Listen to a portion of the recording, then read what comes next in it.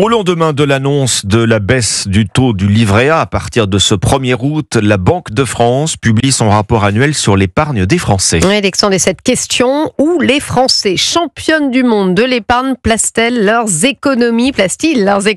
Force est de constater que l'épargne réglementée reste très massif, Barthélémy Philippe. Oui, dans cette période d'incertitude, les Français la jouent plus que jamais fourmi. Avec un taux d'épargne de 18%, ils explorent toute la diversité des placements, au point que l'épargne tricolore atteint près de 6 400 milliards d'euros, plus de 2 fois le produit intérieur brut. L'assurance vie, qui allie sécurité des fonds euros et rendement des unités de compte, se taille la part du lion, elle qui revient en force depuis que le taux du livret A baisse. 37 milliards d'euros de collecte nette l'an dernier et un encours qui dépasse 2000 milliards d'euros. Les livrets attirent tout de même 15% des placements financiers avec un encours de près de 1000 milliards d'euros.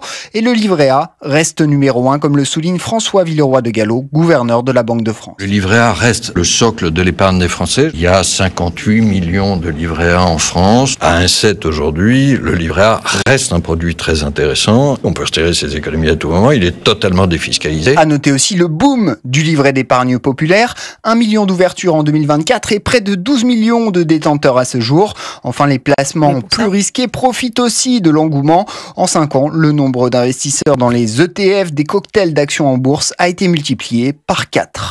Barthélémy Philippe du service économie d'Europe 1.